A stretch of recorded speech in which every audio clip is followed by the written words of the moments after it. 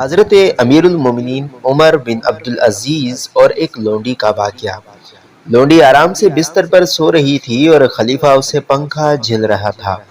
کیونکہ گرمی سخت تھی اور لونڈی کو مسلسل ٹھنڈی ہوا مل رہی تھی، اس لیے وہ گھنٹوں پڑی سوتی رہی۔ یک بیک جو اس کی آنکھ کھلی اور خلیفہ کو پنکھا جھلتے ہوئے دیکھا تو شرم سے پانی پانی ہو گئی۔ ہڑبڑا کر اٹھی اور معذرت خواہ انداز میں خلیفہ کے قدموں پر گر پڑی۔ عالی جہاں مجھے معاف فرما دیجیے، میں خادم ہو کر مخدوم بن گئی۔ گرمی کا زمانہ تھا، خلیفہ عمر بن عبدالعزیز سو رہے تھے اور لونڈی انہیں پنکھا جھل رہی تھی۔ اتفاقاً اسی حالت میں اس کی آنکھ لگ گئی۔ وہ پلنگ کی ایک پٹی سے ٹیک لگا کر سو گئی۔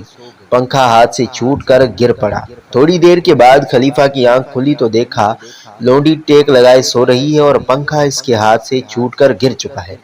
خلیفہ نے پنکھا اٹھا لیا اور آہستہ آہستہ لونڈی کو جھلنے لگے۔ ٹھنڈی ٹھنڈی ہوا لونڈی کو لگی تو بے سدھ ہو گئی اور گھنٹوں پڑی رہی۔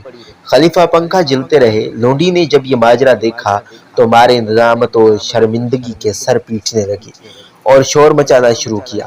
خلیفہ نے فرمایا، اس میں شرمندگی یا پریشانی کی کیا بات ہے؟ تو بھی میری طرح ایک انسان ہے، تو بھی گرمی محسوس کرتی ہے، اس لیے میں نے چاہا کہ جس طرح تو مجھے پنکھا جل رہی تھی اس طرح میں بھی تجھے پنکھا جلوں۔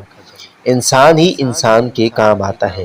حضور صلی اللہ علیہ وسلم کی مقدس تعلیمات نے غلام و آقا، شاہ و گدا کے امتیاز کو مٹا دیا ہے۔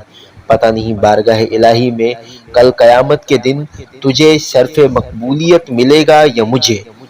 عقل والوں کو عاقبت پیش نظر رکھنی چاہیے اور دنیا کی مادی برتری کو وجہ امتیاز نہیں بنانا چاہیے۔ وجہ امتیاز تو ازروء قرآن صرف تقوی ہے اور تقوی کا حقیقی تعلق دل کے ساتھ ہوتا ہے، نہ کہ رنگ و نسل اور عہدہ و منصب سے۔